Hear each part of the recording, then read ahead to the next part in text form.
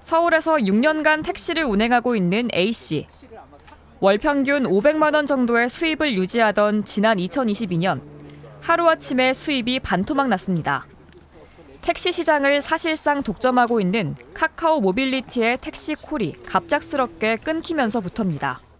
어느 날 느닷없이 그 카카오 앱이 그냥 죽어졌어요. 콜 받을 수가 없어요. 타 경쟁업체 그 가맹 기사가 카카오를 받아서 운행한다는 게 그 카카오 규정에 어긋나고 그쪽은 얘기를 하더라고요. 알고 보니 카카오 택시 일반 호출, 가맹 호출 서비스를 제공하는 카카오 모빌리티가 경쟁사에 소속된 가맹 기사의 콜을 막아버린 것이었습니다. 어떡합니까? 다시 또 그 카카오 규정에 맞게끔 제가 그 경쟁사 업체에 랩핑 다 띄고 가끔 다 띄고 다시 새로 달고 내 돈 들여서 A씨는 어쩔 수 없이 카카오 모빌리티의 규정에 따라 택시 외부에 경쟁사 차량 랩핑 등을 제거하고 내부 심사까지 마친 후에야 다시 호출콜을 받을 수 있었습니다. 카카오 모빌리티는 지난 2021년 우티, 타다 등 경쟁 가맹 택시 사업자에게 영업상 비밀을 실시간으로 제공하는 제휴 계약 체결을 요구했습니다. 소속 기사 정보, 택시 운행 정보 등 핵심 영업 비밀을 실시간으로 공유하자는 내용인데 이에 응하지 않을 경우 해당 가맹 소속 기사는 카카오 택시 일반 호출을 차단할 것이라고 압박했습니다.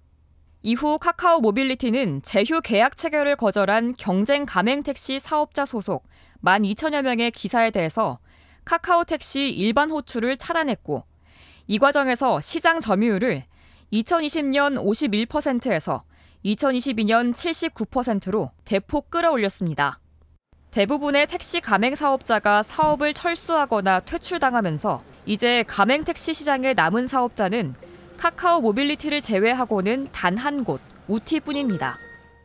공정거래위원회는 카카오 모빌리티의 이러한 경쟁사 콜 차단 행위를 독점력 남용 행위로 보고 724억 원의 과징금을 부과하기로 했습니다. 카카오 모빌리티가 사업자 간 공정한 경쟁과 서비스 혁신을 저해하고 택시를 이용하는 소비자들의 합리적인 선택권도 제한시켰다는 것이 공정위의 판단입니다. 한편 이런 공정위의 조치에 카카오 모빌리티도 행정소송을 예고했습니다. 콜 중복을 막기 위해 상호 간 데이터 제공을 전제로 계약을 체결한 것이며 공정위가 부과한 과징금의 규모도 과도하다는 입장을 밝혔습니다. KTV 변차연입니다.